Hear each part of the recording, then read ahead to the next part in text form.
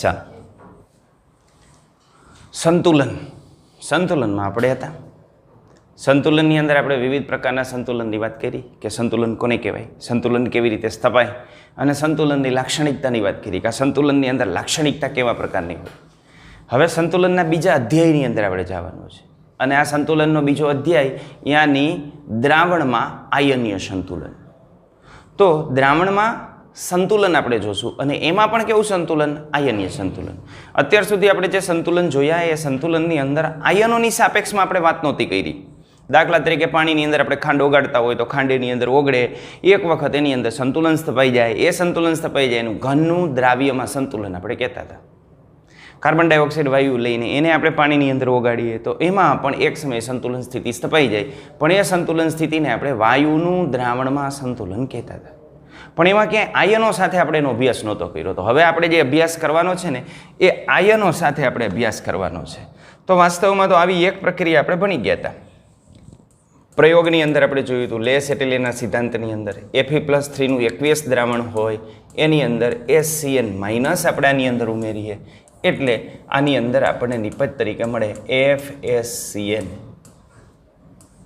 આ +3 હોય, આ -1 વાળો હોય એટલે આના ઉપર આવે +2. આનો લોહી જેવો લાલ રંગ હોય, આ પીળા રંગનું હોય. તો આ જે સંતુલન છે એ સંતુલનમાં પ્રક્રિયક અને નિપજ બને છે, પણ આમાં જે પ્રક્રિયક અને નિપજો છે એની અંદર આયનો અસ્તિત્વ ધરાવે છે.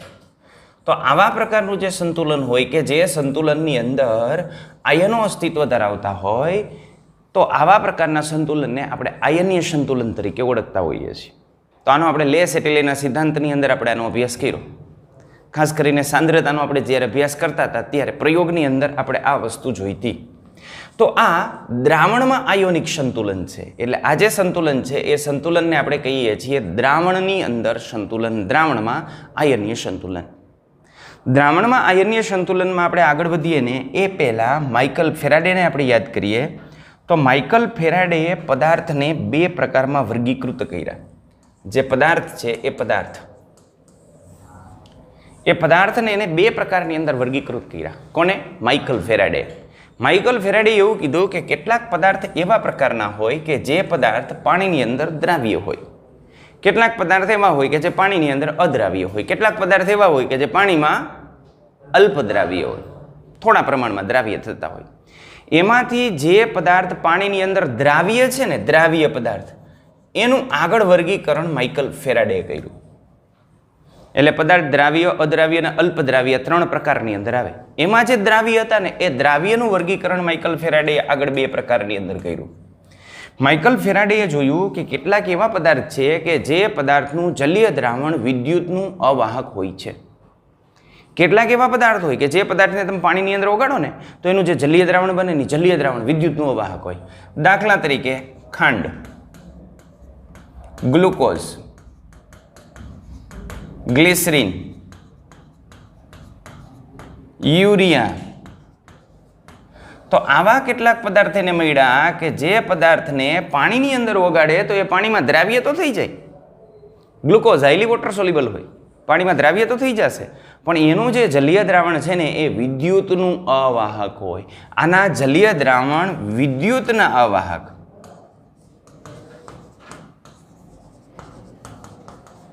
વિદ્યુતનું વહન કરવાની ક્ષમતા આની અંદર ન હોય. જ્યારે આવા જ કેટલાક પદાર્થ એને જોયા કે જેની અંદર NaCl, KCl, KNO3, CH3COONA.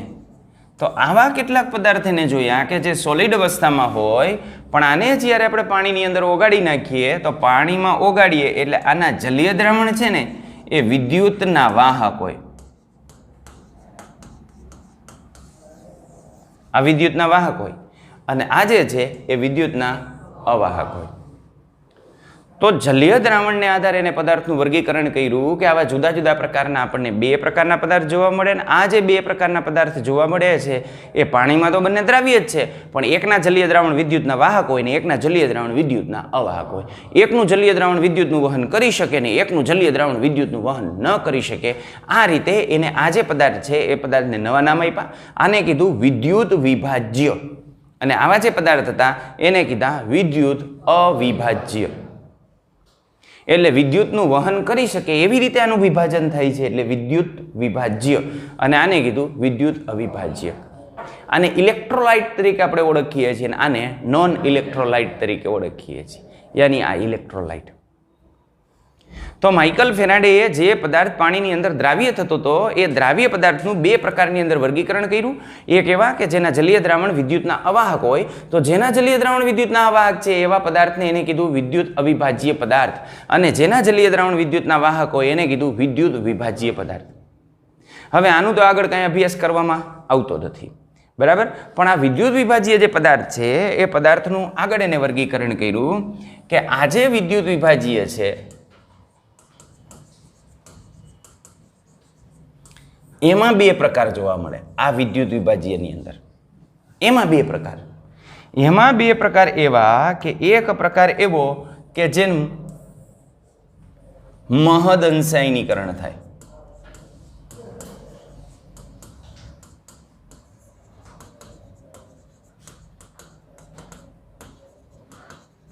યાની approx 100% આની અંદર આયનીકરણ થતું હોય આવા પદાર્થ. અને એક પદાર્થ એવા કે જેનું અલ્પ પ્રમાણમાં આયનીકરણ થાય.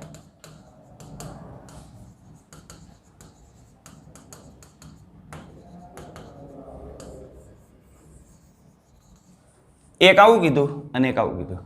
અલ્પ પ્રમાણમાં આયનીકરણ થાય એટલે 0 થી 5% આડેગાડે આયનીકરણ થતું હોય, ખૂબ ઓછા પ્રમાણમાં આયનીકરણ થતું હોય. તો જેનું મહદઅંશે આયનીકરણ થાય છે એને નામ આપ્યું પ્રબળ વિદ્યુત વિભાજ્ય. પ્રબળ શબ્દ કેના ઉપરથી આવ્યો? જલીય દ્રાવણમાં આયનીકરણ ઉપરથી. તો જે પદાર્થને તમે પાણીની અંદર નાખો અને એનું લગભગ 100% નજીક આયનીકરણ થઈ જાય, મેક્સિમમ એનું આયોનાઇઝેશન થઈ જાય, તો એવા જે પદાર્થ છે એ પદાર્થને પ્રબળ વિદ્યુત વિભાજ્ય પદાર્થ કહેવાય. અને જો અલ્પ પ્રમાણમાં આયનીકરણ થાય તો એવા જે પદાર્થ છે એ પદાર્થને કહેવાય નિર્બળ વિદ્યુત વિભાજ્ય પદાર્થ. તો એક છે પ્રબળ વિદ્યુત વિભાજ્ય પદાર્થ અને એક છે નિર્બળ વિદ્યુત વિભાજ્ય પદાર્થ. આમાં જે પ્રબળ વિદ્યુત વિભાજ્ય પદાર્થ છે એનું આગળ વળી પાછું વર્ગીકરણ થાય કે આ પ્રબળ વિદ્યુત વિભાજ્ય પદાર્થની અંદર સમાવેશ કેટલાનો થાય? તો પ્રબળ વિદ્યુત વિભાજ્ય પદાર્થની અંદર એસિડનો સમાવેશ થાય. પણ એવા એસિડ કે જે એસિડનું મેક્સિમમ આયોનાઇઝેશન થતું હોય તો આવા એસિડને કહેવાય પ્રબળ એસિડ. કેટલાક બેઝ કમ્પાઉન્ડ હોય જેનું પણ મહદઅંશે આયનીકરણ થતું હોય તો એને કહેવાય પ્રબળ બેઝ. અને આ ઉપરાંત ઘણા બધા પ્રકારના ક્ષાર, એસિડિક ક્ષાર હોય, બેઝિક ક્ષાર હોય, તટસ્થ ક્ષાર હોય, તો એનો સમાવેશ આપણે આની અંદર કરી શકીએ. જ્યારે નિર્બળની વાત કરીએ તો આમાં પણ એસિડનો સમાવેશ થાય. કેટલાક એવા એસિડ હોય કે જેનું આયનીકરણ અતિ અલ્પ પ્રમાણમાં થતું હોય તો એવા એસિડને નિર્બળ એસિડ કહેવાય. દાખલા તરીકે CH3COOH આ નિર્બળ એસિડ છે. તો આની અંદર નિર્બળ એસિડનો સમાવેશ આપણે કરીએ છીએ. આ જ રીતે નિર્બળ બેઝનો પણ સમાવેશ કરીએ છીએ. અને આ રીતે કેટલાક એવા ક્ષાર હોય જેનો પણ આપણે આની અંદર સમાવેશ કરતા હોઈએ છીએ કે જેનું આયનીકરણ અલ્પ પ્રમાણમાં થતું હોય. તો આ બંને આવશે. આમાં એસિડ બેઝને ક્ષાર આવશે, આમાં એસિડ બેઝને ક્ષાર આવશે. પણ આમાં જે એસિડ બેઝને ક્ષાર આવશે, એસિડ અને બેઝ બંને કેવા હશે? પ્રબળ એસિડ ને પ્રબળ બેઝ.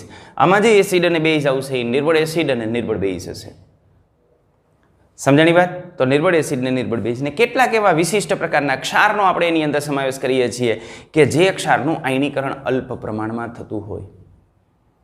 ક્લિયર? તો આ રીતે આપણે વિદ્યુત વિભાજ્યની અંદર આગળ પ્રબળ વિદ્યુત વિભાજ્ય અને નિર્બળ વિદ્યુત વિભાજ્ય આપણે આવું વર્ગીકરણ કરી શકીએ. હવે આ પ્રબળ વિદ્યુત વિભાજ્ય છે એને હું પાણીમાં નાખું. દાખલા તરીકે પ્રબળ વિદ્યુત વિભાજ્ય હું NaCl લઈ લઉં અને NaCl ને હું પાણીની અંદર નાખું તો NaCl નું મંદ દ્રાવણ આપણે બનાવીએ ને ત્યારે આની અંદર સંપૂર્ણ આયનીકરણ હોય. Na+aqueous આપણને જોવા મળે પ્લસ Cl -aqueous જોવા મળે. આ પ્રકારનું આપણને આની અંદર જોવા મળશે. Na+aqueous અને Cl -aqueous.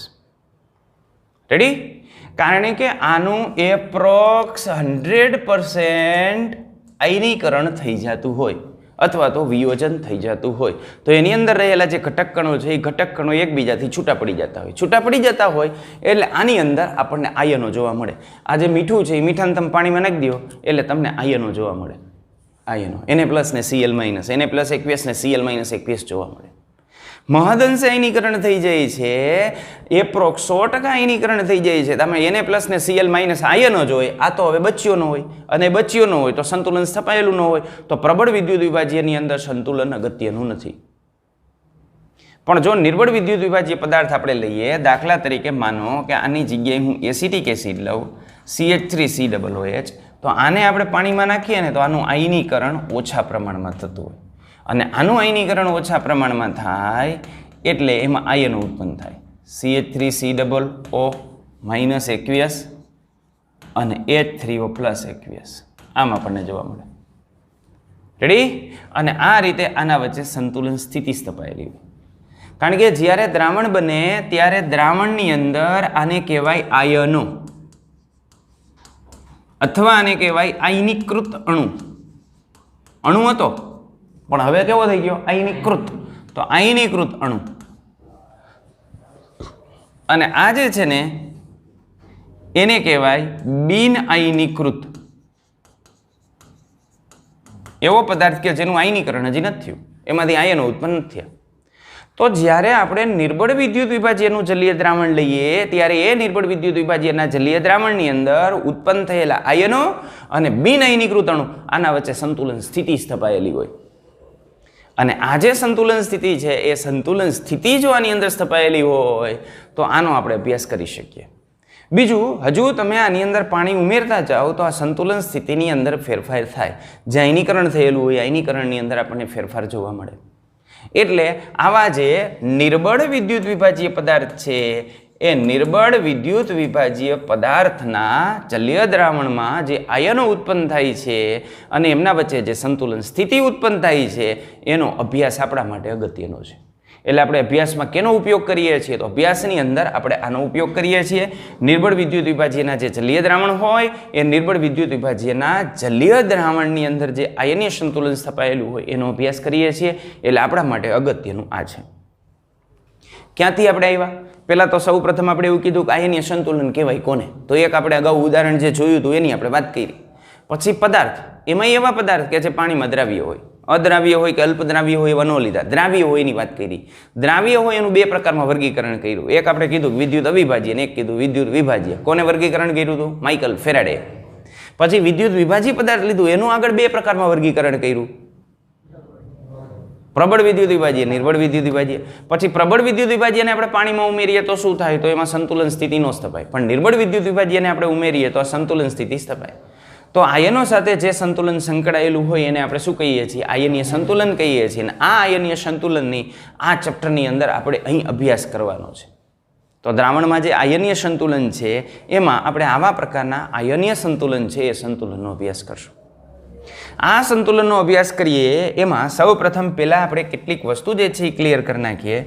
તો સૌ પ્રથમ આની અંદર જે પ્રબળ વિદ્યુત વિભાજ્ય અથવા નિર્બળ વિદ્યુત વિભાજ્ય છે એની અંદર કેટલાક ઘટકોનો આપણે સમાવેશ કરતા હોઈએ છીએ. એમાંનો એક હોય છે એસિડ, એક હોય છે બેઝ અને એક હોય છે ક્ષાર. તો આ ત્રણ આપણા માટે અગત્યના છે. કારણ કે એસિડ, બેઝ અને ક્ષારનો સમાવેશ વિદ્યુત વિભાજ્યની અંદર થાય છે. પછી કેટલાક આમાંના પ્રબળ વિદ્યુત વિભાજ્ય હોય ને કેટલાક નિર્બળ વિદ્યુત વિભાજ્ય હોય, પણ આનો સમાવેશ થાય કેની અંદર? વિદ્યુત વિભાજ્યની અંદર. એટલે આપણા માટે આ અગત્યના છે. તો આ વિદ્યુત વિભાજ્યની અંદર આપણે આગળ વધીએ એના પહેલા કેટલીક વસ્તુ આપણે જે છે એ ક્લિયર કરી નાખીએ.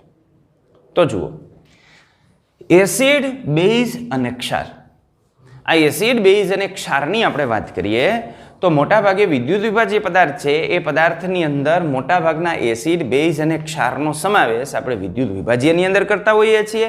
એમાંના કેટલાક પ્રબળ વિદ્યુત વિભાજ્ય હોય ને કેટલાક નિર્બળ વિદ્યુત વિભાજ્ય હોય. તો આની આપણે વાત કરવાની છે આજે, પ્રબળ વિદ્યુત વિભાજ્ય, નિર્બળ વિદ્યુત વિભાજ્ય છે ને એની. ઓકે, ચાલો. તો સૌ પ્રથમ એસિડની આપણે વાત કરીએ. તો એસિડના ગુણધર્મોને આધારે આપણે એની વ્યાખ્યા જોઈએ તો આ એસિડ એવા ગુણધર્મો ધરાવતો હોય કે એ સ્વાદે ખાટો હોય. આ સ્વાદે કેવો હોય? ખાટો. અને જે ખાટા પદાર્થો હોય ને એને આપણે એસિડ તરીકે ઓળખતા હોઈએ છીએ. કારણ કે સ્વાદે ખાટો એને લેટિન ભાષામાં કહેવાય એસિડસ. અને એસિડસ ઉપરથી એસિડ શબ્દ અવતરી આવ્યો છે.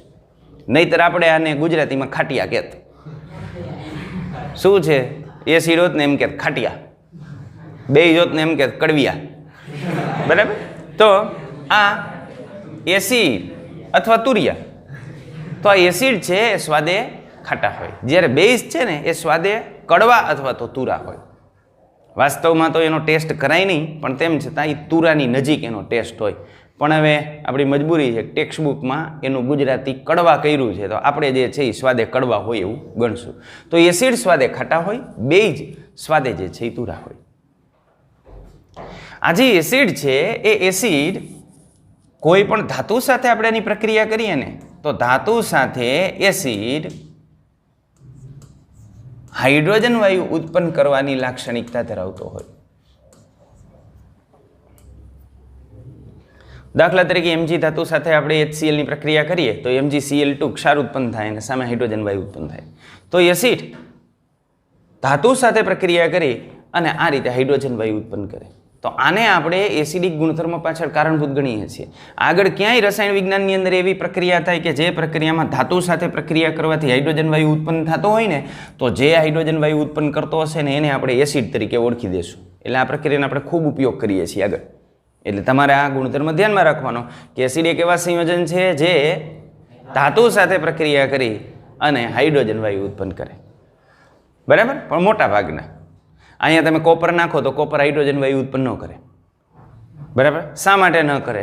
તો એની પાછળનું કારણ છે એના પોટેન્શિયલનું મૂલ્ય. એના પોટેન્શિયલનું મૂલ્ય પ્લસ હોય. બરાબર? એટલે હાઇડ્રોજન કરતાં કોપર ખુદનું રિડક્શન જે છે એ સરળ હોય એટલા માટે.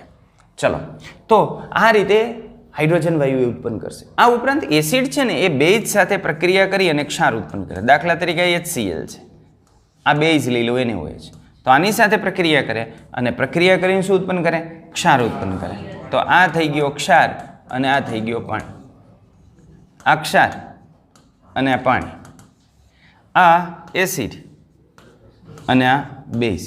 અને આ જે પ્રક્રિયા છે એ પ્રક્રિયાને કહેવાય ન્યુટ્રલાઇઝેશન, તટસ્થીકરણ.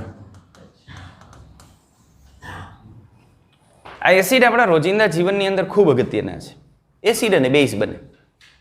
મોટાભાગે એસિડ જે છે એ સ્વાદે ખાટા હોય. તો ક્યારેક આપણે વધારે જમાઈ ગયું હોય ને ઓડકાર આવે તો અંદરથી ખાટો ખાટો ઓડકાર આવતો હોય છે. એ ખાટો ઓડકાર આવે એ કોને લઈને હોય? HCl ને લઈને હોય. કારણ કે આપણે કોઈ પણ પ્રકારનો ખોરાક લઈએ ને તો એ ખોરાકનું પાચન કરવા માટે આપણી જે જઠરની અંદર જે જઠરની દિવાલો છે એ દિવાલોમાંથી HCl નો સ્ત્રાવ થતો હોય. પેપ્સિન અને HCl આનો સ્ત્રાવ થતો હોય. તો આપણે જ્યારે વધારે ખોરાક જઈમાં હોય અથવા વધારે લાડવા ખવાઈ ગયા હોય, હેવી ખોરાક વધારે લેવાઈ ગયો હોય, ત્યારે એના પાચન માટે HCl ની જરૂર પડે. તો વધારે HCl ઉત્પન્ન થાય. અને ક્યારેક અંદર ગડબડી થઈ જાય કે જઈમાં ન હોય તોય HCl ઉત્પન્ન થાય, તો એસિડિટી થાય. સમજાય છે? આપણા શરીરની અંદર એવરીડેનું 1200 થી 1500 ml જેટલું HCl ઉત્પન્ન થતું હોય. કેટલું? 1200 થી 1500 ml જેટલું HCl.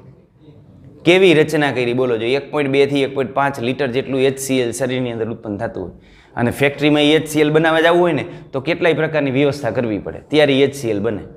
અને આપણા શરીરની અંદર એમને બને. તમે પાણી પીવો તોય બને, પાણી ઓછું પીવો તોય બને, ખાટું ખાવ તોય બને, ખાટું ન ખાવ તોય બને, રોટલા ખાવ તોય બને, રોટલી ખાવ તોય બને, જુવાર ખાવ તોય બને, મકાઈ ખાવ તોય બને, ફ્રૂટ ખાવ તોય બને. બરાબર? બાકીના એન્જિનની મર્યાદા હોય. પેટ્રોલવાળી ગાડીમાં પેટ્રોલ નાખો ને તો જ હાલે, ડીઝલ નાખો તો ન હાલે. અને ડીઝલવાળી ગાડીમાં મોંઘું પેટ્રોલ નાખો ને તોય ન હાલે. નહીં, મારે ડીઝલ જ જોઈએ. પણ આ એક એવું બનાવ્યું છે કુદરતે, ગમે નાખો હાલે. સમજાય છે? ગાડીમાં તો હજી બાય ફ્યુલ આવે. આ બાય ફ્યુલ છે એટલે પેટ્રોલ ઉપર હાલે ને CNG ઉપર હાલે. આ તો મલ્ટી ટાઈપના ફ્યુલ ઉપર આધારિત છે, ગમે એ નાખો હાલે. અદ્ભુત રચના બનાવી કુદરતે. તો એસિડ સ્વાદે ખાટા હોય. તો તમે ખાટા પદાર્થ ખાતા હોય એની અંદર લીંબુનો ટેસ્ટ કર્યો છે? પીધું જ ક્યારે? એટલે લીંબુનો રસ. અચ્છા, આખું લીંબુ નથી નાખી ગયા ને વળી ભાઈ. ઓકે, તો લીંબુ છે ને, લીંબુનો સ્વાદ ખાટો હોય. કારણ છે એની અંદર સાઇટ્રિક એસિડ હોય. કોઈ પણ ખાટા ફળ તમે નારંગી લઈ લ્યો, મોસંબી લઈ લ્યો તો એની અંદર વિટામિન C યાની એસ્કોર્બિક એસિડ હોય. આમળું લઈ લ્યો તો આમળાની અંદર પણ વિટામિન C થી ભરપૂર. તો વિટામિન C થી ભરપૂર એવા જે આમળા છે એ આમળાની અંદર પણ એસ્કોર્બિક એસિડ હોય. લીંબુની અંદર સાઇટ્રિક એસિડ હોય. આંબલીમાં ટાર્ટરિક એસિડ હોય. ટમેટા દેશી ટમેટા એમાં ઓક્ઝેલિક એસિડ હોય. અને ઓક્ઝેલિક એસિડ છે એ ઓક્ઝેલિક એસિડ ટેસ્ટ માટે અતિ આવશ્યક હોય. પાણીપુરીવાળા હોય ને રોડ ઉપર જે પાણીપુરીવાળા, એ ટેસ્ટ લાવવા માટે પાણીપુરીનું જે પાણી હોય ને એની અંદર ઓક્ઝેલિક એસિડ ઉમેરતા હોય, તૈયાર ઓક્ઝેલિક એસિડ. જેવી રીતે લીંબુની અવેજીમાં શું આવે? લીંબુના ફૂલ આવે ને. લીંબુના ફૂલ એટલે શું? પ્રેક્ટિકલની અંદર અથવા જે ઉદ્યોગો છે એની અંદર બનાવેલો સાઇટ્રિક એસિડ. પ્રયોગશાળામાં બનાવેલો સાઇટ્રિક એસિડ એટલે લીંબુના ફૂલ. બરાબર? આવી રીતે પ્રયોગશાળામાં બનાવેલો ઓક્ઝેલિક એસિડ એટલે ઓક્ઝેલિક એસિડના ક્રિસ્ટલાઇન પદાર્થ. તો પાણીપુરીનું પાણી ટેસ્ટી બનાવવા માટે એ લોકો ઓક્ઝેલિક એસિડનો ઉપયોગ કરતા હોય. તો ઓક્ઝેલિક એસિડ, દેશી ટમેટાની અંદર ઓક્ઝેલિક એસિડની માત્રા વધારે હોય. પણ અત્યારના જે બાકીના ટમેટા આવે છે એમાં અમુકમાં તો ખટાશ જ વહી ગઈ. બાકી તમે વાડીએ ચક્કર મારવા ગયા હોય અને એમાં દેશી ક્યાંક ટમેટી હોય અને એનું તમે ટમેટું તોડો તો એનું ટમેટું સીધું જે છે એનાથી તમે ઉલાડવાનું ચાલુ કરો ને તો એ એકદમ ખાટો ટેસ્ટ આવે. અને ક્યારેક તો એવું બને એટલું ખાટું લાગે કે એમાંથી જે છે એ લિક્વિડ હોય ને તો આપણે ઢોળી નાખવું પડે, બાકીનું જે છે એ ખાતા હોય. બરાબર? પણ હવે એ બધું વયું ગયું. હવે તો લીંબુના શાકમાં, હવે તો આજે છે એ ટમેટાના શાક બનાવે તો એમાંય લીંબુ નીચોવા પડતા હોય છે. ખટાશ નથી ગઈ એટલે આવું થઈ ગયું ભાઈ, કળિયુગ આવી ગયો. સારું, ચાલો રેડી. તો આ બધા એસિડ છે કે જે રોજિંદા જીવનની અંદર આપણે વાપરતા હોય. તમે ચાઇનીઝ ખાવા જાઓ છો અથવા ખાધું જ ચાઇનીઝ ક્યારે? એની અંદર વિનેગર અથવા સરકોનો ઉપયોગ કરવામાં આવે. બરાબર? વિનેગર અથવા સરકો તો એ ખોરાકની અંદર આપણે એ વાપરતા હોઈએ. આ ઉપરાંત રાયતાવાળા મરચાં હોય ને, રાયતાવાળા મરચાં, એ માર્કેટમાંથી મળતા જે રાયતાવાળા મરચાં છે ને એ લાંબો સમય સુધી લીલા રહીએ. અને તમે ઘરે રાયતાવાળા મરચાં કર્યા હોય ને તો 2-4 દિવસ પછી એ પીળા પડવા માંડે. એની અંદર કલર ચેન્જ થઈ જાય, એની અંદર પીળાશ આવતી જાય. અને માર્કેટમાંથી આપણે લઈ આવ્યા હોય ને તો એ લીલા રહીએ, કારણ કે એની અંદર પણ વિનેગર ઉમેરેલો હોય. તો વિનેગર કે જેને આપણે સરકો તરીકે ઓળખીએ છીએ એ એસિટિક એસિડનું દ્રાવણ હોય. તો આ જે વિનેગર છે એનો ઉપયોગ આપણે ક્યાં કરીએ છીએ? તો આ વિનેગરનો ઉપયોગ પણ આપણે આવી જગ્યાએ કરતા હોઈએ છીએ, ખોરાકની અંદર એનો ઉપયોગ કરતા હોઈએ છીએ. ખાસ કરીને ચાઇનીઝવાળા વિનેગરના તો સીસા વાપરી નાખતા હોય. બરાબર? રેડી? તમે જુઓ, હા અત્યારનો જે સમય ગયો, લોકડાઉનવાળો સમય ગયો, એ સમયની અંદર બીમારી હાવ ઓછી થઈ ગઈ. ઓછામાં ઓછા લોકો બીમાર પડ્યા. કેમ? બહારનું ખાવાનું બંધ થઈ ગયું. ઘરે, નહીતર મોલ્લા બોલે બહાર જાય તો. બરાબર? એટલે ઘરે ને ઘરે જે છે એ બધી જે તમારે જમવું એ ઘરનું બનાવેલું જમવાનું, બહારનું નહીં. તો બીજા કેટલા પ્રકારના પ્રોબ્લેમ ઓછા થઈ ગયા. બરાબર?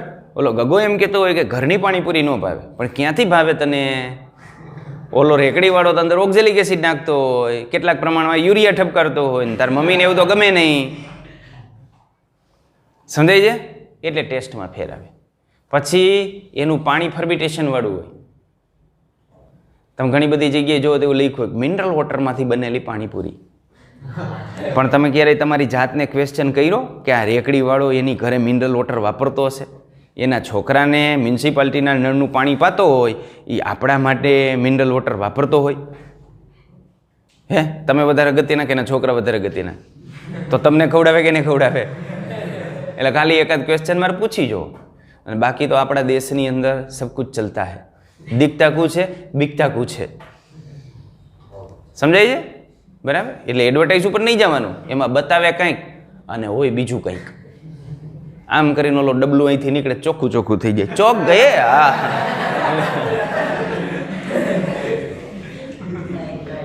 સારું, ચાલો. એટલે આવું છે ભાઈ બધું. ચલો દેખો, તો આ એસિડની આપણે વાત કરી. આ ઉપરાંત જે બેઝ છે એ પણ આપણે રોજિંદા જીવનની અંદર વાપરતા હોય. બેઝ ખાસ કરીને ખોરાકની અંદર આપણે એનો ઉપયોગ નથી કરતા, પણ આ બેઝનો ઉપયોગ મોટા ભાગે આપણે કરતા હોઈએ છીએ વાસણો સાફ કરવા માટે, કપડાં ધોવા માટે. કારણ કે આપણે જે બેઝ વાપરીએ છીએ ને, ધોવાના સોડા વાપરીએ છીએ, એક પ્રકારનો બેઝ છે. એના કરતાં સ્ટ્રોંગ બેઝની અંદર આપણે જોઈએ તો NaOH છે, KOH છે. આ NaOH અને KOHનો ઉપયોગ સાબુની બનાવટ માટે થાય. ફેટી એસિડનો સોડિયમ ક્ષાર એટલે સાબુ, અને ફેટી એસિડનો પોટેશિયમ ક્ષાર એટલે સાબુ. પણ કયો? નાવાનો સાબુ. નાવાના સાબુમાં પોટેશિયમ ક્ષાર હોય, કારણ કે ત્વચાને સુવાળી બનાવે. અને સોડિયમના ક્ષાર વાપરા હોય ને તો એ ત્વચાને બરછટ બનાવે. પછી કોઈનો હાથ અડી જાય ને તો લીટા થાય. બરાબર. એટલે વળી પાછી એકાદી ક્રીમ આવે કે આ લગાવજો લીટા થાય છે. હા સારું ચાલો. તો આ પ્રકારે આપણને આની અંદર જે છે એ જોવા મળતું હોય. તો બેઝનો પણ આપણે ઉપયોગ કરતા હોય. પણ જો આ એસિડ અને બેઝ ભેગા થાય ને તો નવો જન્મ થાય, અને એ નવો જન્મ થાય ને એને કહેવાય ક્ષાર, અને આ પ્રક્રિયાને કહેવાય તટસ્થીકરણ.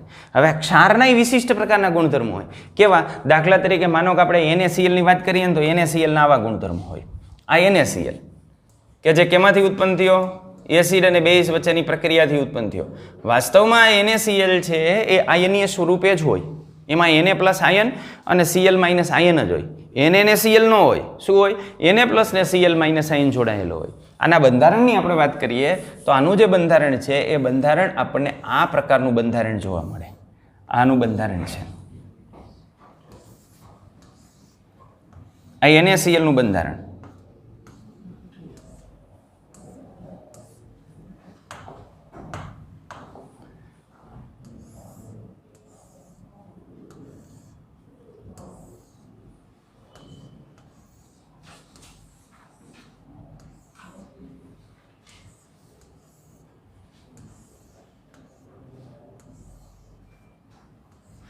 NaCl નું જે બંધારણ હોય ને એ બંધારણ આ પ્રકારનું હોય. હવે આમાં હું Na પ્લસ ગોઠવું તો Na પ્લસ અહીંયા હોય, Na પ્લસ અલ્ટરનેટિવ હોય, Na પ્લસ NaCl અલ્ટરનેટિવ એટલે અહીંયા આવે, પછી અહીંયા નો આવે, અહીંયા આવે, અહીંયા આવે, અહીંયા આવ્યો એટલે અહીં નો આવે, અહીંયા આવે, અહીં નો આવે, અહીંયા આવે, અહીં નો આવે, અહીં આવે, અહીં આવે, અહીં આવે, અહીં આવે, અહીં આવે, અહીં આવે, અહીં આ બધા Na પ્લસ છે. કોણ છે આ? Na plus. Na નહીં હો, Na પ્લસ આયન તરીકે જ હોય.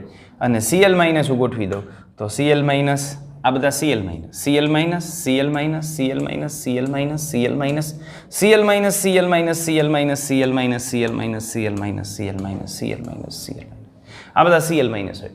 અલ્ટરનેટિવ ગમે એ બાજુ જાઓ ને NaCl NaCl NaCl આવતું હોય. જો અહીંથી Cl NaCl NaCl NaCl NaCl NaCl NaCl NaCl NaCl NaCl Na ready? ગમે એ બાજુ જાઓ આવું જ તમને જોવા મળે. NaCl NaCl આ કેવી રીતે એકબીજા સાથે જોડાયેલા હોય? તો આ એકબીજા સાથે કુલંબિક આકર્ષણ બળથી જોડાયેલા હોય. સ્થિર વિદ્યુત પ્રકારનું આકર્ષણ હોય. એમાં સ્થિર વિદ્યુત પ્રકારના આકર્ષણથી એકબીજા સાથે જોડાયેલા હોય. એટલે આ જોડાયેલા હોય કુલંબિક આકર્ષણ બળથી. હવે આ જે કુલંબિક આકર્ષણ બળથી જોડાયેલા છે એની અંદર આપણે પાણી નાખીએ તો શું થાય? તો આની અંદર પાણી નાખીએ ને તો આ રીતે એમાંથી આયનો છૂટા પડે. શું થાય? એમાંથી આયનો છૂટા પડે. ઉત્પન્ન નથી થતા આયનો. આયનો તો હતા જ. જો Na પ્લસ ને Cl માઇનસ આયનો જ હતા. આની અંદર પાણી નાખીએ ને તો આયનો છૂટા પડે. તો આયનો છૂટા પડ્યા. આ જે આયનો છૂટા પડે ને એ પ્રક્રિયાને કહેવાય વિયોજન. શું કહેવાય? વિયોજન. વિયોગ થઈ ગયો. Na પ્લસની બાજુમાં Cl માઇનસ હતો પણ પાણી નામનો દુશ્મન આવ્યો, બંનેને છૂટા કરી નાખ્યા. Na પ્લસ ને Cl માઇનસ બની ગયો તો એ બંનેનો વિયોગ થઈ ગયો, વિયોજન થઈ ગયું. એટલે આ પ્રક્રિયાને વિયોજન કહેવાય. શું કહેવાય? વિયોજન. તો આને આપણે વિયોજન તરીકે ઓળખીએ છીએ. આવું શું કામ થાય છે? તો આવું થાય એની પાછળનું કારણ આ Na પ્લસ અને Cl માઇનસ વચ્ચે કુલંબિક આકર્ષણ બળ લાગતું હોય. પણ પાણીનો અણુ આવે ને એટલે પાણીનો અણુ એનો ડાઇલેક્ટ્રિક અચળાંક 80 જેટલો ઊંચો હોય. અને એનો ડાઇલેક્ટ્રિક અચળાંક ઊંચો હોય એટલે આમના વચ્ચે જે આકર્ષણ લાગે છે ને એ આકર્ષણને 80માં ભાગનું કરી નાખે. કેટલામાં ભાગનું? 80માં ભાગનું. એટલે ધીમે ધીમે એકબીજાને વિસારતા જાય ને એકબીજાથી દૂર થતા જાય. તો આ રીતે આપણને આની અંદર જોવા મળે. જો વાસ્તવમાં શું થતું હોય તો વાસ્તવની અંદર આ પ્રકારની રચના બનતી હોય. હું NaCl નું બંધારણ દોરું તો આ રીતે આપણે લખી શકીએ Na plus Cl minus, Na plus Cl minus, Cl minus, Na plus Cl minus, Na plus, Na plus Cl minus, Na plus Cl minus, Cl minus, Na plus Cl minus અને Na પ્લસ. આમ ત્રિપરિમાણીય બંધારણ. આ તો મેં આમ એક જ ડાયરેક્શનમાં આગળ વધતું, હજી આમ આગળ વધતું હોય. અહીંયા Na પ્લસ એટલે આગળ શું આવે? Cl minus, Na plus, Cl minus, આમ અનંત રીતે આગળ વધતું હોય. હવે આમાં પાણીના અણુ આવે. હવે પાણીના અણુ તમે જાણો છો ને, પાણીના અણુ કેવા હોય? પોલાર હોય, ધ્રુવીય હોય. પાણીનો અણુ આ પ્રકારનો હોય, OH. આના ઉપર ડેલ્ટા નેગેટિવ ચાર્જ આવે, આના પર ડેલ્ટા પોઝિટિવ આવે, આના પર ડેલ્ટા પોઝિટિવ આવે, એટલે અહીંયા 2 ડેલ્ટા નેગેટિવ આવે. એટલે અહીંયા છે Cl માઇનસ, અહીંયા Cl માઇનસ છે એટલે આની આજુબાજુ કોણ જોડાય? H. પાણીમાંથી કોણ નજીક આવે? H. એટલે અહીંયા પાણીનું અણુ આવી રીતે લંગર નાખે. અહીંયા Na પ્લસ છે તો અહીંયા પાણીનું અણુ આવે ને આમ લંગર નાખે. ઓક્સિજન બધા જે છે એ Na પ્લસની આજુબાજુ ગોઠવાઈ જાય. સમજાય છે વાત? અને કેટલી ડાયરેક્શનમાંથી? એઝ ફાર એઝ પોસિબલ, બધી જ ડાયરેક્શનમાંથી, જેટલા જઈ શકે એટલે. અને આમ ધીમે ધીમે જતા જાય એટલે Na પ્લસ આનાથી છૂટો પડતો જાય. આનાથી છૂટો પડે એટલે સ્લો મોશનમાં એને આમ બહાર ખેંચી જાય, અને એને સ્લો મોશનમાં બહાર ખેંચી જાય એટલે ન્યા પછી નિપજ તરીકે આપણને આવી ફોટો ફ્રેમ મળે. આ Na પ્લસ હોય અને Na પ્લસની આજુબાજુ આમ ગોઠવાઈ ગયા હોય પાણીના અણુ. આને કહેવાય Na plus એકવીયસ.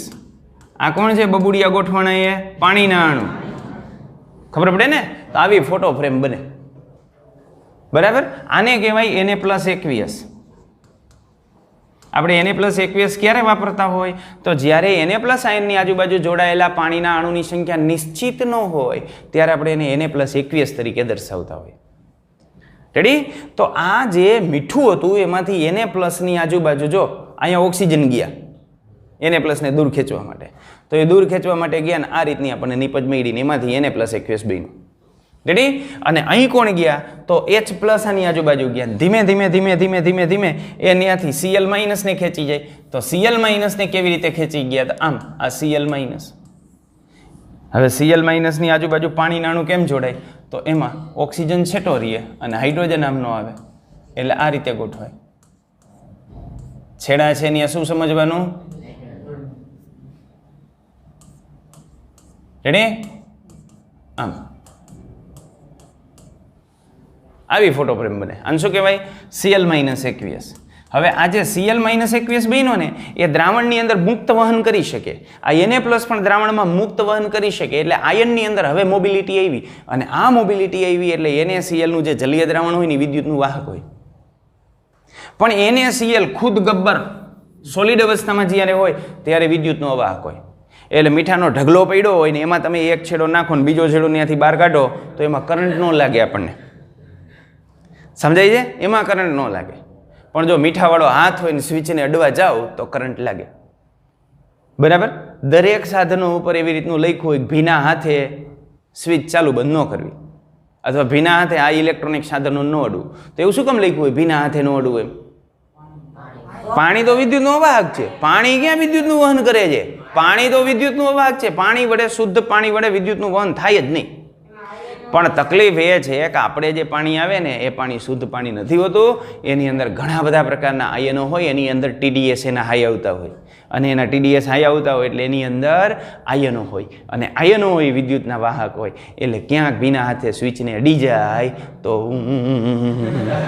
Vibration mode activated થઈ જાય. સમજાય છે એટલી વાત? એટલે આ વસ્તુ ધ્યાનમાં રાખવાની. એટલે પાણી વિદ્યુતનું વાહક હોય, પણ આપણું જે પાણી છે એની અંદર ક્ષાર ઘણા બધા ઓગળેલા હોય. એટલા માટે ભીના હાથે આવા ઇલેક્ટ્રોનિક ઇક્વિપમેન્ટને આપણે અડીએ તો કરંટ લાગવાની સંભાવના હોય. લાગે જેવું જરૂરી નથી, પણ સંભાવના હોય. જો કનેક્શન થઈ જાય ને તો લાગે, કનેક્શન ન થાય તો ન લાગે. બરાબર? એટલે આ વસ્તુ આની અંદર ધ્યાનમાં રાખવાની. આ વસ્તુ તમને ખબર પડી આને શું કહેવાય? આને આપણે કહીએ છીએ વિયોજન. શું કહેવાય? વિયોજન. શું કામ? કારણ કે છૂટા પડ્યા. આયન ઉત્પન્ન નથી થયા, એ તો હતા જ, છૂટા પડ્યા. એટલે આને કહેવાય વિયોજન. પણ જો એસિટિક એસિડ આપણે લઈ લઈએ તો એસિટિક એસિડમાં આમ થાય. દાખલા તરીકે માનો કે હું એસિટિક એસિડ લઉં, CH3COOH, અને આને પાણીની અંદર નાખું તો આ સહસંયોજક સંયોજન છે. આમાં આયનો ન હોય, પણ આને આપણે પાણીની અંદર નાખીએ એટલે એમાંથી CH3COO માઇનસ અને H3O પ્લસ ઉત્પન્ન થાય. રેડી? ઓકે? આને હું દર્શાવી દઉં એકવીયસ, આને દર્શાવી દઉં એકવીયસ. તો આમાંથી આયનો ઉત્પન્ન થયા. આયનો ઉત્પન્ન થયા એટલે આ પ્રક્રિયાને કહેવાય આયનીકરણ. શું કહેવાય? આયનીકરણ. તો તમે આમ જુઓ તો આયનીકરણની અંદર આયનો ઉત્પન્ન થયેલા છે, અને વિયોજન આપણે જોઈએ તો એમાં પણ આયનો તો છે જ, પણ તેમ છતાં આપણે આને વિયોજન કહીએ છીએ કારણ કે આયનો ઉત્પન્ન નથી થયા, હતા જ, છૂટા પડ્યા એટલા માટે. જ્યારે આની અંદર શું થાય છે તો આની અંદર આયનો હતા નહીં, આમાં ઉત્પન્ન થયા, સહસંયોજક બંધથી જોડાયેલા હતા આ પદાર્થો. તો સહસંયોજક બંધથી જોડાયેલા પદાર્થને આપણે જ્યારે પાણીની અંદર નાખીએ ત્યારે વિદ્યુત વિભાજ્યના તફાવતને લઈને એ પોઝિટિવ અને નેગેટિવ ચાર્જ ધારણ કરતા હોય અને આયનો ઉત્પન્ન થતા હોય, માટે આ પ્રક્રિયાને આયનીકરણ કહેવાય. તો વાસ્તવમાં આયનીકરણ અને વિયોજનની આપણે વાત કરીએ ને તો એના વચ્ચે સૂક્ષ્મ ભેદ રેખા છે. આયનીકરણ અને વિયોજન વચ્ચે સૂક્ષ્મ ભેદ રેખા છે. પણ કોઈ પણ જગ્યાએ હવે આપણે મંદ દ્રાવણ લેશું ને તો એ દરેક મંદ દ્રાવણ માટે આપણે આયનીકરણ ઇઝ ઇક્વલ ટુ વિયોજન વાપરશું. એટલે હવે ગમે આ વિયોજન થતું હશે ને તોય આપણે શું કહેશું? આયનીકરણ. અને આયનીકરણ થતું હશે તોય આપણે શું કહેશું? આયનીકરણ. એટલે ભેદ તમને ક્લિયર થઈ ગયો કે વિયોજન એટલે શું, આયનીકરણ એટલે શું. પણ હવે સમગ્ર ચેપ્ટરની અંદર કોઈ પણ જગ્યાએ મંદ દ્રાવણની અંદર વિયોજન થતું હશે ને તોય આપણે આયનીકરણ જ કહેશું. ક્લિયર આટલી વસ્તુ? એટલે હવે ક્યાંય આયનીકરણ શબ્દ આવે ને તો આપણે આપણી રીતે સમજી લેવાનું કે આ આયનીકરણ માટે વાપરો છે કે આ આયનીકરણ છે વિયોજન માટે વાપરેલો છે, કેના માટે વાપરેલો છે, તો હવે આપણે ક્લિયર કરી લેવાનું. ક્લિયર આટલી વસ્તુ? એટલે આટલી વસ્તુ આપણે આની અંદર જે છે એ ધ્યાનમાં રાખશું.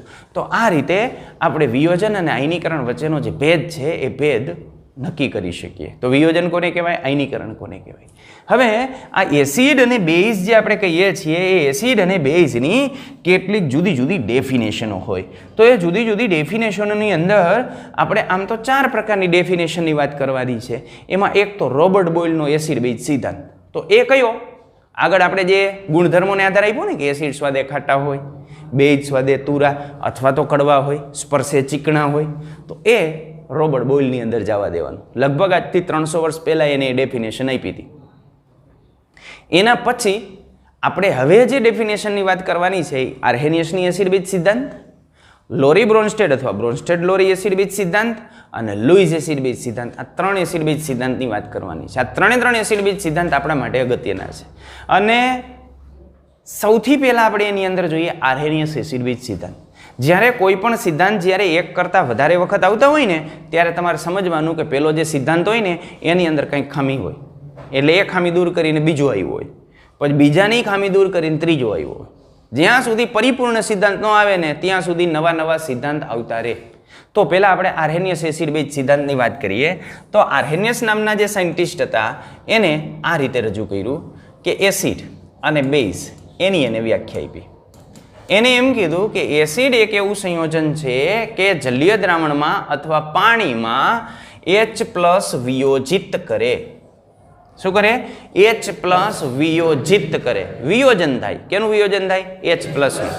પણ આ H+નું પરમાણુય કદ ખૂબ નાનું હોય અને આ H+નું પરમાણુય કદ ખૂબ નાનું હોય ને એટલે H+ પાણીના અણુ સાથે જોડાઈ જાય.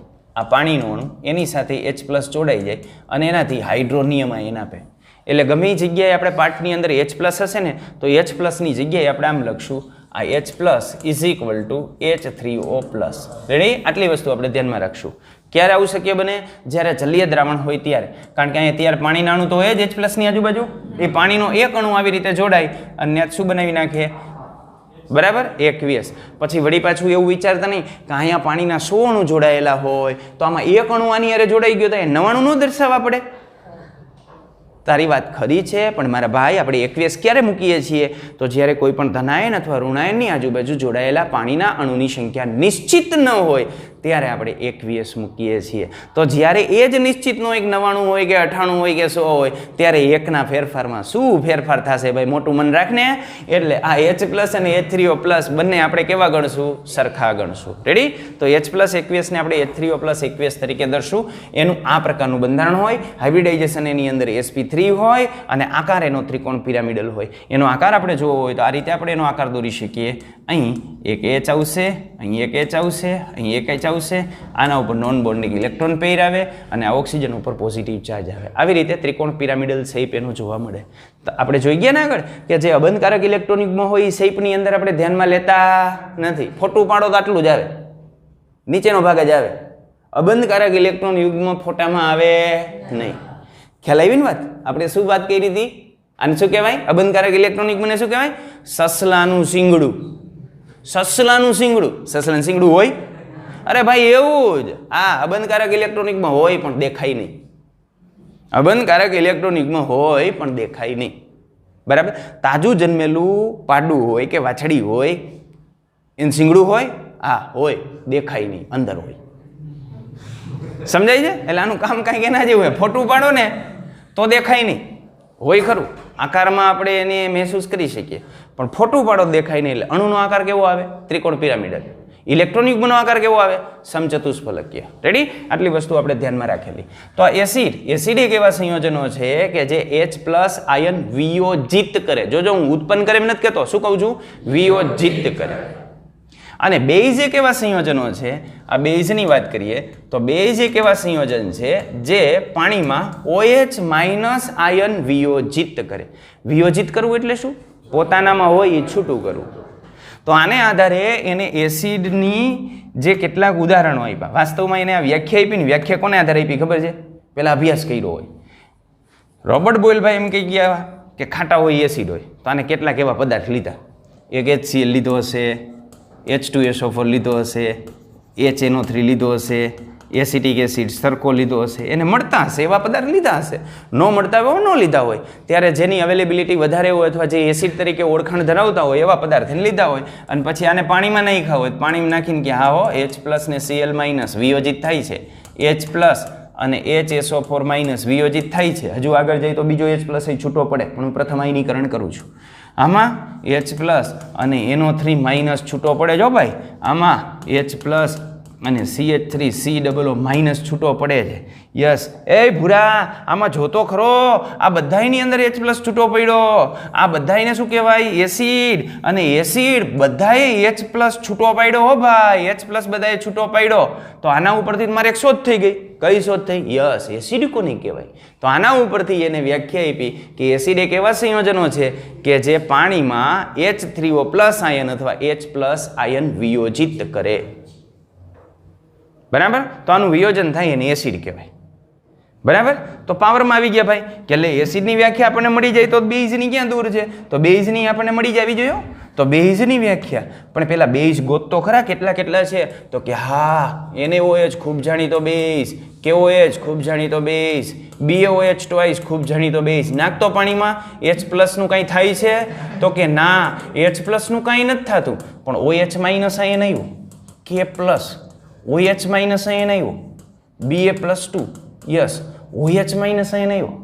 એ કમાલ થઈ ગયું. આ બધા બેઝમાં તો જો પાણીમાં નાખ્યા તો OH- આયન વિયોજિત થઈ ગયો. તો કે યસ યસ યસ, બેઝની વ્યાખ્યા આપણને મળી ગઈ. તો આને આધારે એને બેઝની વ્યાખ્યા શું આપી? તો આને આધારે આપણે બેઝની વ્યાખ્યા આપી કે બેઝ એવા સંયોજનો છે જે પાણીની અંદર OH- આયન વિયોજિત કરે, ઉત્પન્ન કરે એમ નહીં, વિયોજિત કરે. અને વ્યાખ્યાની સ્વીકારી લીધી. વાહ રે વાહ, સરસ કામકાજ કર્યું. તો આવી રીતે એસિડ અને બેઝની વ્યાખ્યા આરએનએસે આપી. બરાબર? પણ સાયન્ટિસ્ટો જ્યારે કામ કરતા હોય ને ત્યારે કોઈ પણ એક ક્ષેત્રની અંદર એક સાયન્ટિસ્ટ કામ ન કરતો હોય, સૌથી વધારે ટાંટિયા ખેંચનીય હોય. કારણ કે માનો કે 3 સાયન્ટિસ્ટો એસિડ ને બેઝ ઉપર કામ કરે અથવા 30 સાયન્ટિસ્ટો કામ કરે, જેમાં કોઈક એકે શોધ કરી નાખી, એટલે શું થાય? બાકીનાની મહેનત જે છે ફેલ જાય. આ વેક્સિનેશનની અંદર શું થયું કે વેક્સિન તો બધા દેશના વૈજ્ઞાનિકો ગોતતા હતા, પણ એકાદ બે દેશની જે વેક્સિન મળે ને વેક્સિન જે છે એ સફળ થઈ જાય તો બીજાએ બધાએ નહીં નાખવાનું.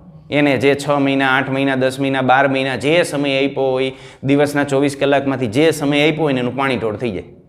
બરાબર? એટલે સૌથી વધારે અદેખાઈ એની અંદર હોય. આ સ્વાભાવિક છે. એટલે આને એસિડ બેઝ સિદ્ધાંત શોધ્યો ને એટલે તરત બીજા મારા જેવા હોય લાગી પડ્યા કે આને શોધી નાખ્યો ને આપણે રહી ગયા એમ થોડું હાલે. આ એમ કે એસિડ આવા સંયોજનો એને આમ સંયોજન હોય આમ સંયોજન, આને ખોટો તો પાડવો જ પડે કે એનો સાચો થઈ જાય ને તો આપણે. તો પછી એને જોયું કે આ જે એમોનિયા છે એ એમોનિયાને આપણે પાણીમાં નાખીએ તો એમોનિયાનું જલીય દ્રાવણ બને. અને એમોનિયાના જલીય દ્રાવણની અંદર આપણે જો લાલ લિટમસ પેપર નાખીએ ને તો લાલ લિટમસ પેપર ભૂરું બને. લાલ લિટમસ પેપરને ભૂરું બનાવે ની બેઝનો ગુણધર્મ. તો પહેલાં આનું ઇન્ટરવ્યૂ લીધું કે રોબર્ટ બોyle એવું કહી ગયો હતો કે બેઝ એક એવું સંયોજન છે કે જે લાલ લિટમસ પેપરને ભૂરું બનાવે છે. વાત સાચી ખોટી? તો કે સાચી વાત છે. બેઝ હોય ને લાલ લિટમસ પેપરને ભૂરું બનાવે. જો અમારા એને વોઇજમાં નાખજો લાલ લિટમસ પેપર ભૂરું બન્યું તો કે હા બન્યું, એટલી બેઝ છે. આમાં નાખજો બન્યું, હા બન્યું. આમાં નાખજો બન્યું, હા. એ ત્રણેયમાં તારું લાલ લિટમસ પેપર ભૂરું બની જાય છે, એનો મતલબ કે આ બેઝ છે. બરાબર? એટલે મેં જે વ્યાખ્યા આપી એની સાચી છે કે આ બધામાં OH- આયન ઉત્પન્ન થાય છે એટલે વ્યાખ્યા સાચી છે. તો ઓલો બીજી એક બંબુડી લઈને આવ્યો, એ કે આમાં નાખતો તારું, તો એ લાલ લિટમસ પેપર એમાં નાખ્યું, એમોનિયાના દ્રાવણમાં નાખ્યું, તો લાલ લિટમસ પેપર ભૂરું બની ગયું. તો કે લે, આ એમોનિયાની અંદર લાલ લિટમસ પેપર ભૂરું બની ગયું તો એમોનિયાને બેઝ કહેવાય? તો કે હા, ગુણધર્મો પ્રમાણે તો કહેવાય, કારણ કે લાલ લિટમસ પેપરને ભૂરું બનાવે. લા ભૂ બેન, લાલ લિટમસ પેપર ભૂરું બને, લા ભૂ બેન. તો લાલ લિટમસ પેપર ભૂરું બને એટલે એને કહેવાય બેઝ. તને ખબર છે આ દ્રાવણ શેનું છે?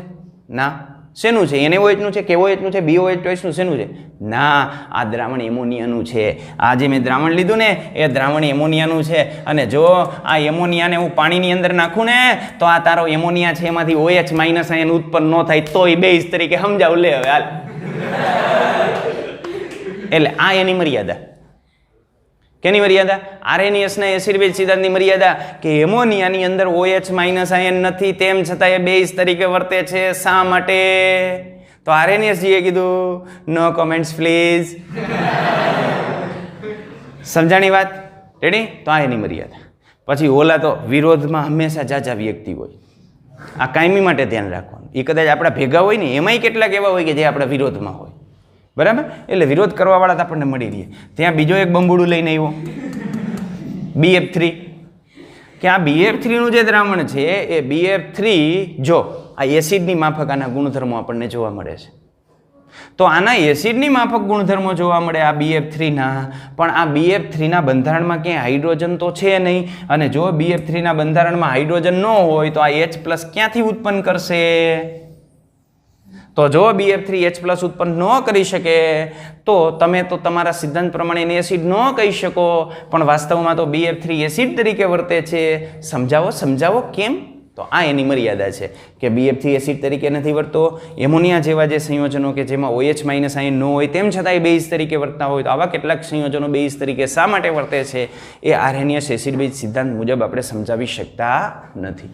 તો આરએનએસ એસિડ બેઝ સિદ્ધાંતની મર્યાદા છે. અને બીજી આરએનએસ એસિડ બેઝ સિદ્ધાંતની મર્યાદા આ છે કે એને એમ કીધું હતું કે H+ આયન ઉત્પન્ન થાય, પણ આ H+ આયન તો ખૂબ નાનું કદ ધરાવતો હોય, અને નાનું કદ ધરાવતો હોય એટલે શું થાય? તો એટલે એનું સ્વતંત્ર અસ્તિત્વ જે છે એ ન ધરાવતો હોય. સ્વતંત્ર અસ્તિત્વ ન ધરાવતો હોય તે કેવા સ્વરૂપે જોવા મળે? જલીય દ્રાવણમાં H3O+ આયન તરીકે, હાઇડ્રોનિયમ આયન તરીકે જોવા મળે.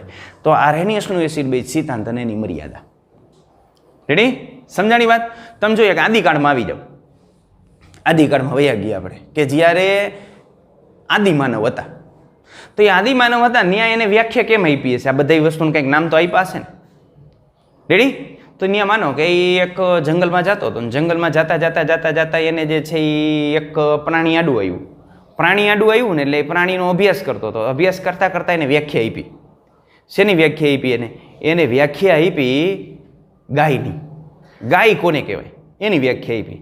તો એને વ્યાખ્યામાં બધા ગુણધર્મો નક્કી કર્યા ને, તો એ ગુણધર્મો ઉપરથી એને એવી ખબર પડી કે જો 4 પગ હોય, 4 આંચળ હોય, 4 પગ હોય, 2 શિંગડા હોય, 1 મોઢું હોય, 1 પૂંછડું હોય, અને દૂધ આપતું પાલતું પ્રાણી હોય તો એને ગાય કહેવાય. આ ગાયની વ્યાખ્યા આપી એને, સમજી લ્યો. બરાબર? પછી એને કેટલાયનો અભ્યાસ કર્યો, પણ એને જ્યાં સુધી અભ્યાસ કર્યો ને ત્યાં સુધી સામે ગાય જ આવી હોય. એટલે દરેક જગ્યાએ કે આને ગાય કહેવાય, તો કે હા આને ગાય કહેવાય, અને ગાય કહેવાય તો એની વ્યાખ્યા લાગુ પડે જ. પણ જંગલમાં આગળ વધતો તો આગળ વધતા એક વખત એને બીજું જનાવર જોવા મળ્યું. એને આ વ્યાખ્યા લાગુ પડી કે 4 પગ છે તો કે યસ, પેલું ટીક, 2 શિંગડા યસ ટીક, 1 પૂંછડું ટીક યસ, મોઢું 1 મોટું ટીક, દૂધ આપે આ, તો કે હા દૂધ આપે, દૂધ આપતું પાલતું પ્રાણી, આને ગાય કહેવાય.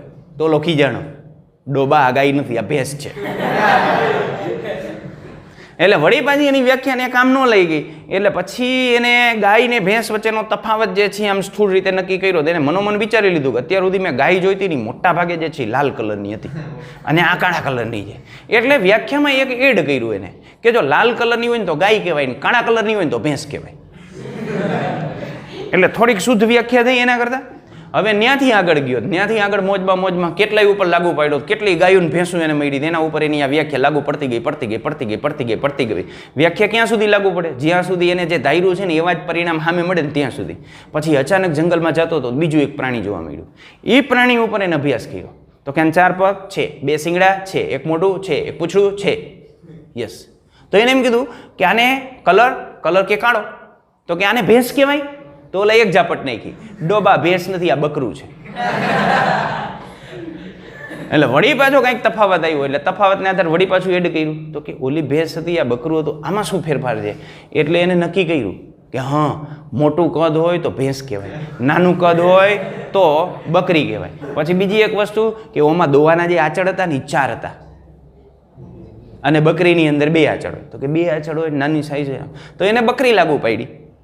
બરાબર. તો જેમ જેમ આગળ વધતા જાય, નવા નવા અપવાદિત સંયોજન એને મળતા જાય, એ મેં વ્યાખ્યાની અંદર કરેક્શન થતું જાય. પણ ઓલો જ્યાં સુધી પેલો અભ્યાસ કરતો હોય ને એને જંગલમાં બધી ગાયું જમી મળે ને ત્યાં સુધી એનો નિયમ સાચો જ થાય. એ ભેંસ મળે ને તો એ નિયમ ખોટો થાય, પછી એમાં એટલું કરેક્શન કરવું પડે. બરાબર. તો આવી રીતે જ્યાં સુધી પરિપૂર્ણ ન થાય ને ત્યાં સુધી નવા નવા સિદ્ધાંત આવતા રહીએ.